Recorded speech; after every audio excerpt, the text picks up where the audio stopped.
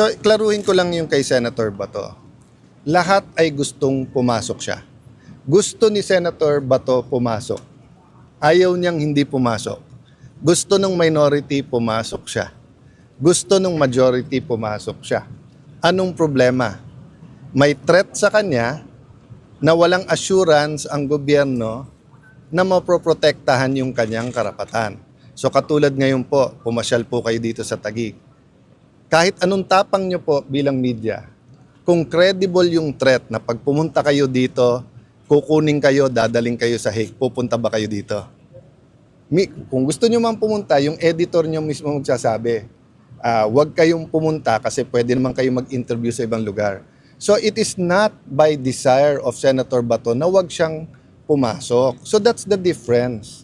So kung may hindi pumupunta for another reason, inuna negosyo, tinatamad. Pero pagka may rason, di ba, may sakit o kaya on official business, in this case, may threat eh. So nagkaroon ng isang paglilinaw ang DOJ noon, but with all due respect, lalong lumabo. Kasi ang sinabi ng DOJ noon ay may karapatan siya tumakbo sa korte at susundin yung korte. Pero in a nutshell, pinaraphrase ko lang. Pero ang sinabi din nila, may option din ang gobyerno na pag may warrant of arrest, arestuhin na lang siya tapos ipadala na siya doon. And then nag-announce yung ICC na meron silang tinatawag na secret warrant.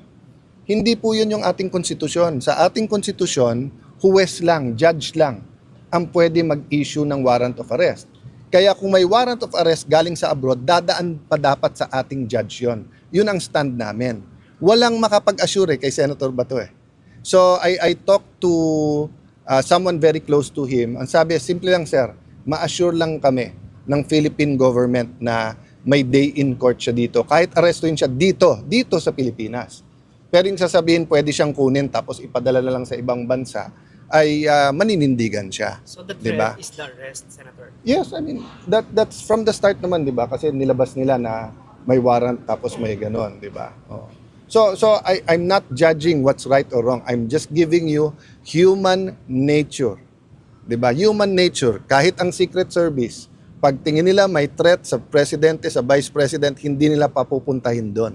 Di ba? So hindi po voluntary ang pag-a-absent ni Senator Bato. Gustong-gusto niya po pumasok sa session. Let me clarify one more thing. Sabi nung iba hindi siya nagtatrabaho, magkaiba po yun ha. Kasi sa loob man o sa labas ng Senado, napaka-importante ng plenary, napaka-importante po mag-participate, napaka-importante po ng committee hearings. Kung magkakaroon ng impeachment, napaka-importante din na umattend doon. But that's not the totality of the work of the senator. The research, the consultation, going around the country, that's all part of the work. So katulad ngayon, di ba, break, di ba? But after this, tatakbo ko, group of businessmen naman, consultation naman about yung contingencies dito sa energy crisis. That's part of my work. Di ba? So kung may hearing kanina, I could have attended that or this. Kung may hearing mamaya, I can attend my consultation or that, but that doesn't mean we're not working. Ganon din kay Senator Bato. Fully functional yung staff niya, yung mga memos sa kanya, mga filing nila, magpo-monitor tuloy-tuloy. Again, do I want him to attend? Yes. I think he also wants to attend. Namimiss na niya yung trabaho niya sa Senate mismo. Kaya lang kung ang kapalit naman doon, pagtuntong niya doon, bigla siyang arestuin, bigla siyang isakay sa eroplano at ilipad sa Hague, 'di ba? Ilalaban niya yung karapatan niya. So walang reason para i-dismantle yung office at hindi siya pasweldohin na? Kung ganun, para mong sinabing i-threaten mo na rin yung 23. 'Di ba? Dapat yun ang baliktad eh. Bakit ang tinitignan natin yung may threat? Bakit hindi mapanindigan ng gobyerno, Senator Bato, nasa Pilipinas ka, may korte dito, safe ka.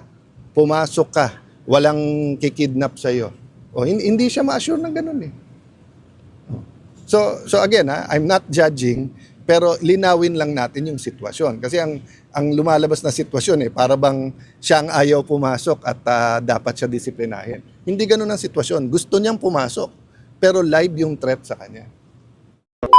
Alright, magre-reaction tayo dito mga kababayan sa mga pahayag ngayon ni Senate Minority Leader Senator Alan Cayetano patungkol nga po dito sa sitwasyon no ni Senator Bato de la Rosa na ilang buwan na po siyang hindi pumasok nga no dito sa Senado sa kanyang trabaho, at ngayon meron pong mga balibalita no si Senator JV Ejercito na meron pong statement or balita patungkol dito sa pag-waive ng kanyang mga sahod no dahil hindi na nga po siya pumasok bilang Senate Chairman ng Committee on or Ethics Committee, itong si Senator JV no, at may mga usap-usapan na nais nilang i-waive no or i-revoke or iurong yung sahod ni Senator Bato de la Rosa, at pati na rin po yung mga allowance no or allowances ni Senator Bato de la Rosa, at may, parang papayag daw yata dito no si Senator or Senate President Tito Soto mga kababayan. At para naman sa aking opinion dito, alam naman po natin na may dahilan kung bakit hindi na po pumasok no itong si Senator Bato de la Rosa doon sa kanyang trabaho or opisina doon sa Senado, dahil ayaw niyang mahalin tulad doon sa nangyari nga kay President Rodrigo Duterte na dinakip nila at isinakay sa eroplano at inilipad doon sa Dahig, Netherlands, at hindi na po nila hinayaan or pinayagan na dumaan dito sa mga korte sa Pilipinas. According dito kay Senator Cayetano na willing naman si Senator Bato de la Rosa talagang pumasok no, at kailangan niya lang ng assurance dito sa gobyerno ni PBBM na payagan siyang dumaan no or idaan dito sa mga korte dito sa ating bansa itong pag-aaresto sa kanya, dahil sila naman po mismo yung nagsabi or yung mga nagbalita na merong ang threat no, merong ICC warrant of arrest na para kay Senator Bato de la Rosa, at yan yung dahilan bakit ayaw niya nang pumasok kahit gustuhin niya man na magtrabaho, pero ayaw niya magawa dahil hindi po niya na-assure no or hindi ina-assure ng gobyerno ng Pilipinas na dumaan sa mga korte no dito sa Pilipinas yung pag-aresto ng ICC, at payag po siyang kung arestuhin man siya ay dito lang po siya i-detain no sa Pilipinas, hindi na kagaya doon sa nangyari nga kay PRRD no na basta-basta lang po nilang inilipad doon sa Dahig, Netherlands mga kababayan. At antabayanan po natin pag once na magpalit na po ng administration no, at kung sakali or kung nagkakataon or magkataon na si VP Sara Duterte ang maging presidente sa 2028